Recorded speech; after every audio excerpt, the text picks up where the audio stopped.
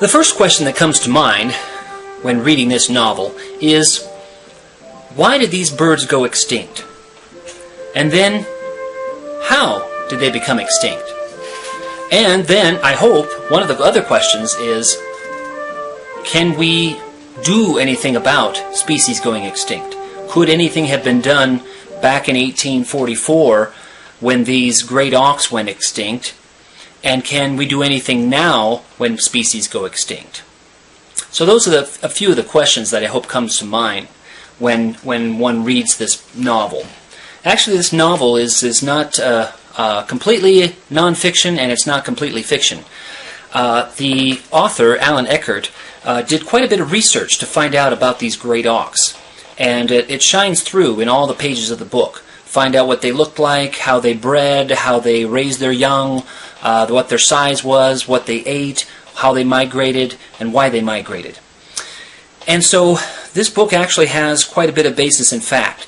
Now, the nice thing about it, what makes it a novel that's quite engaging, is that the author personifies the last families of great auks and makes them come alive like people, having thoughts and that sort of thing. But he doesn't overdo it, though. He doesn't make them people-like beings. They're still birds, but we get to trace the last families of the great auks. So that's what makes it engaging.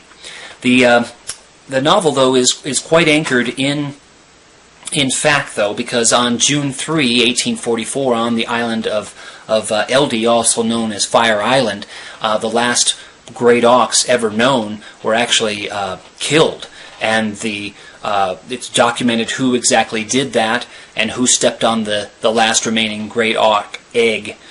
Never before were the great auks seen in the wild. There are some specimens that were collected in the early decades of the 1800s that are in museums. In fact, the author goes into one of the chapters on how these specimens were collected, which wasn't a pretty sight. wasn't an easy to read chapter, but there are some specimens.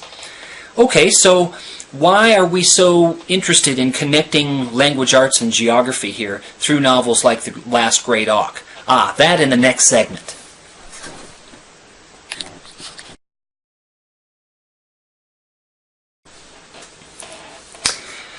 I believe that there are several things about geography and language arts that are worthy to discuss. They inform each other. So a student of geography is a more critical thinker, a more well-rounded and holistic thinker if that student studies language arts. So by reading novels like The Great Auk, Great Expectations by Charles Dickens, The Last of the Mohicans, Life on the Mississippi, and other great novels that are set in certain times and places, it makes those times and places come alive in a way that other ways do not. So I encourage all geography educators to use novels to teach geography. I encourage all geography students to actually be well-read. Read novels, read fiction, read nonfiction. Because the geography student and educator is better informed by using these wonderful works of literature. Also, the literature or language arts student, I believe, is better informed by studying geography. For example, if a person read The Last Great Auk, in the example that we've had here in this movie, that person is more limited unless they understand and do some research on the geography of the Great Auk, the physical geography and the cultural geography. And they're each important, as we'll see in the next segment.